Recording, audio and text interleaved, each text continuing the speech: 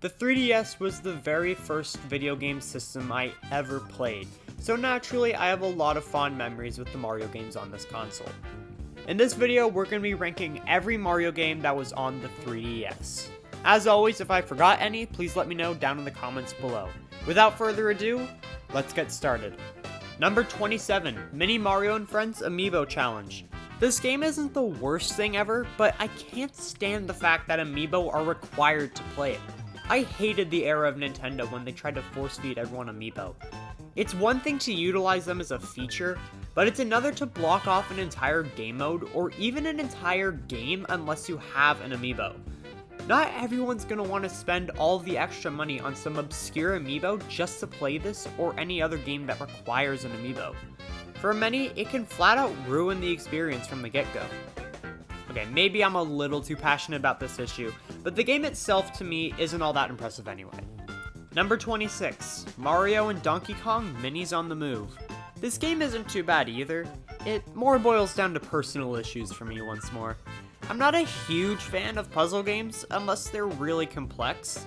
The Mario vs. Donkey Kong games are usually pretty well crafted puzzle platformers, but this game just doesn't feel nearly as detailed to me. If you enjoy this game, I totally respect that, but it's just not for me. Number 25, Dr. Mario Miracle Cure. I don't know what you want me to say about this franchise anymore. Dr. Mario Miracle Cure is a fantastic entry in the Dr. Mario series, but I can only say so many things about this series as a whole at this point. Number 24, Mario and Sonic at the 2016 Olympic Games. You know I'm not the biggest fan of the Mario and Sonic series. This entry is far from bad, but these games will always just be one and dones for me, especially the handheld versions. After playing through each event, I just have no motivation to come back. Number 23, Mario and Sonic at the 2012 Olympic Games. These games are interchangeable, but I like the 2012 Mario and Sonic more. Number 22, Mario Tennis Open. A solid entry in the Mario Tennis franchise. This Mario Tennis clearly isn't groundbreaking by any means, but it's a good time. There's a great character roster, stadium selection, and interesting game modes that make this Mario Tennis feel complete.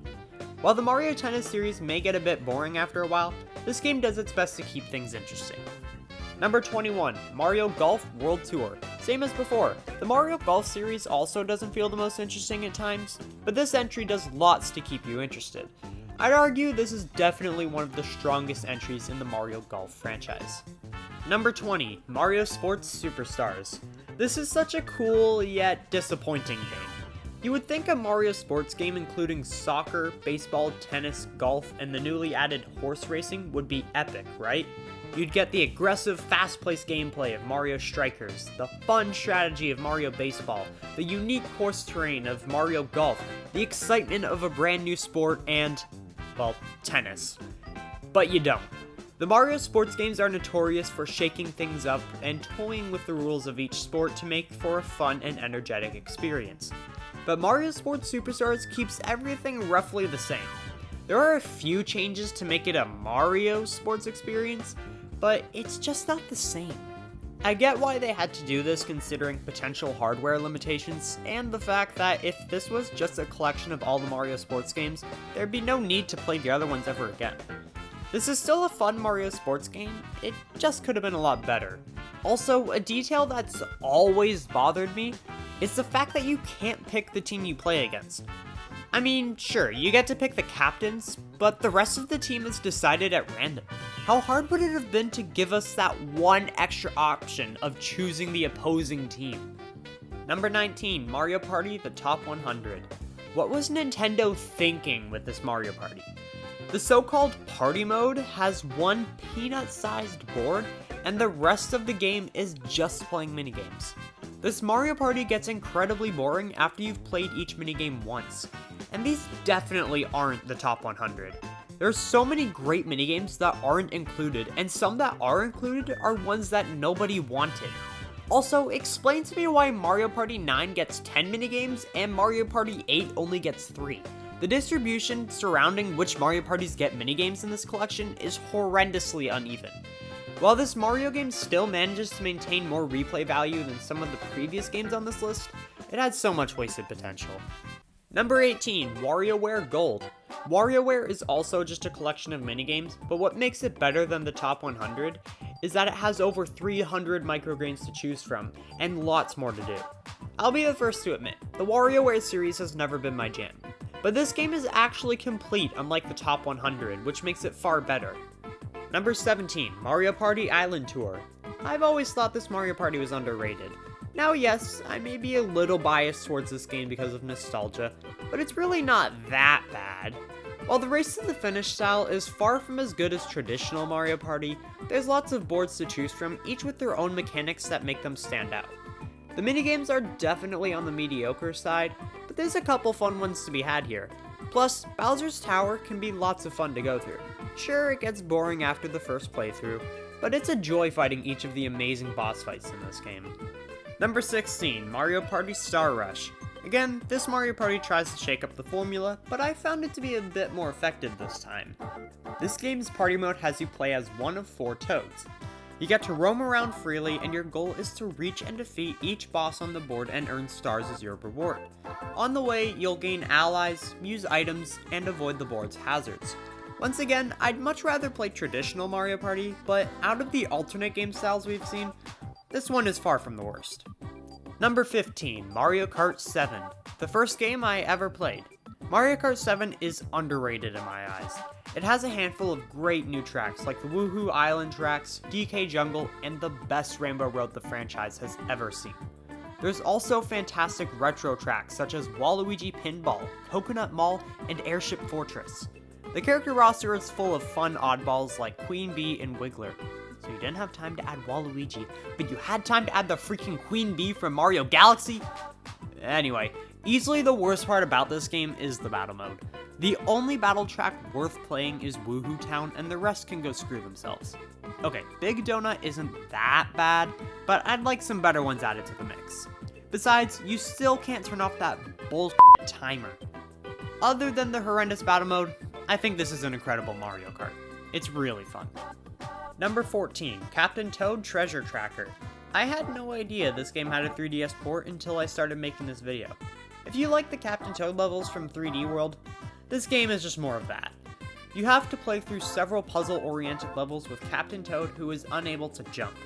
This game is really charming, but the Wii U version definitely looks better. Number 13, Mario vs. Donkey Kong Tipping Stars. This is a better Mario vs. Donkey Kong game.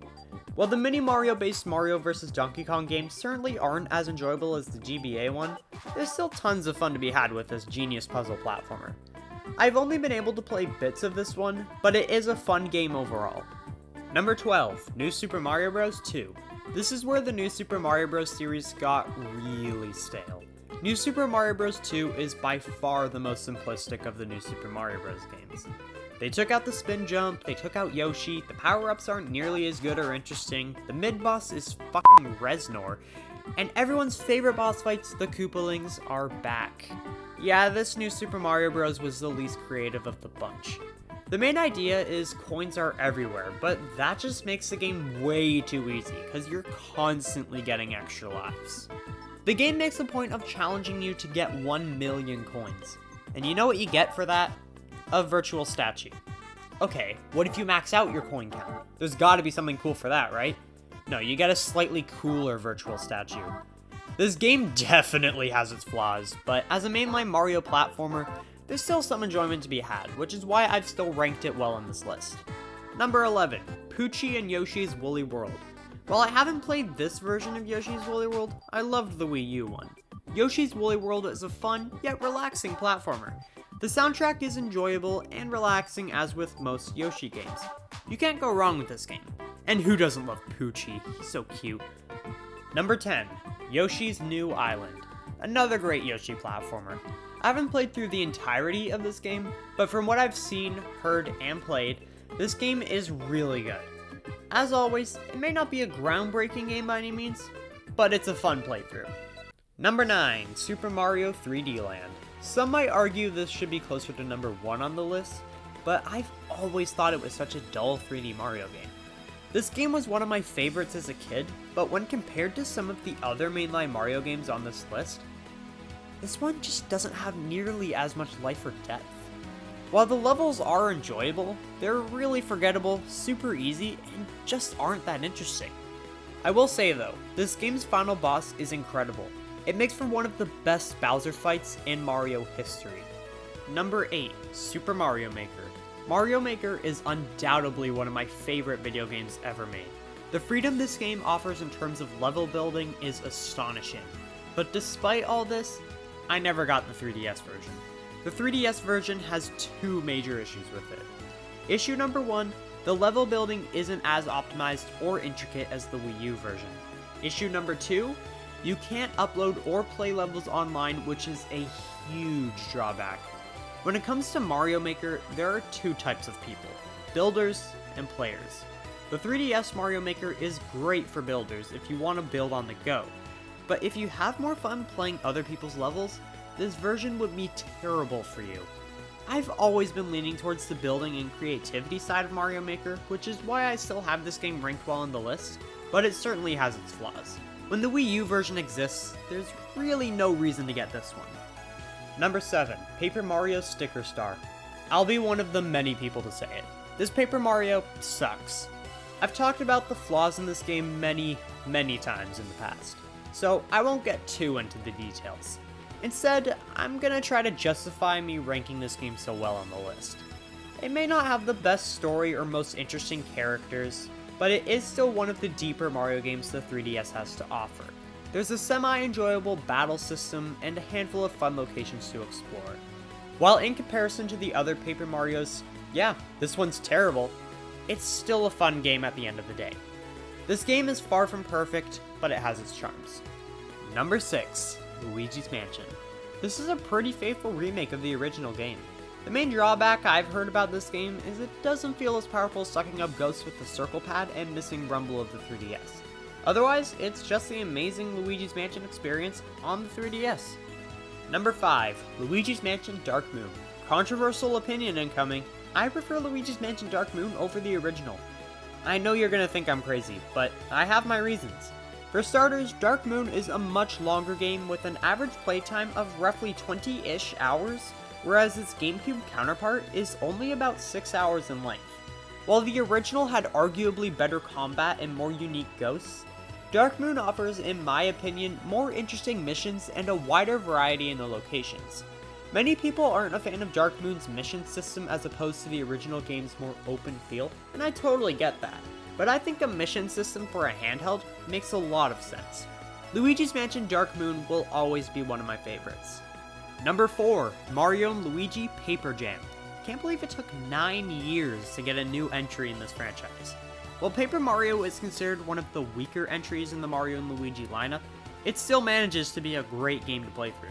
Nintendo takes their two major Mario RPG franchises and merges them together. Again, this game does have its drawbacks, but it's still a fun time. Number 3, Mario & Luigi Dream Team. Once again, in my opinion, this isn't the strongest of the Mario & Luigi games, but it's by far one of the most enjoyable games on the 3DS. Because there's a lot of these games on this list, I'm just gonna move on instead of talking your ear off. Number 2, Mario & Luigi Superstar Saga plus Bowser's Minions. As you probably know, Superstar Saga originates on the Game Boy Advance, and it's still the amazing game it's always been. However, there's an entirely new story to explore. There's a short game mode to play focusing on Captain Goomba on a quest to find Bowser by building up a small army. It's a great way to add to this incredible remake. Number 1, Mario & Luigi Bowser's Inside Story plus Bowser Jr.'s Journey. Yep, all 4 Mario games on this list managed to snag the top 4 spots, and rightfully so. Bowser's Inside Story is arguably considered to be the best in the series by many fans, so it's great to be able to play it on the 3DS. And the added subplot of Bowser Jr.'s Journey is a great addition similar to Bowser's Minions. Now that all the Mario & Luigi games have been listed, let me explain a little more why they're all ranked so well. When it comes to the 3DS, there's some really fun Mario games to play, but many of them, more so the mainline titles, lack depth and personality. The Mario & Luigi games just have way more life in them compared to the other Mario games on the 3DS. While they may not be for everyone, you can't deny that they make for great RPGs. This list was really hard to make since there were a lot of tough calls when ranking the mainline games, but I personally feel that putting the Mario and Luigi games at the top of the list was the right call. Although maybe not, since this game is supposedly what made Alpha Dream go bankrupt, so what do I know? And that's every Mario game on the 3DS ranked. If I forgot any, please let me know down in the comments below, but I'm pretty sure I rounded all of them up.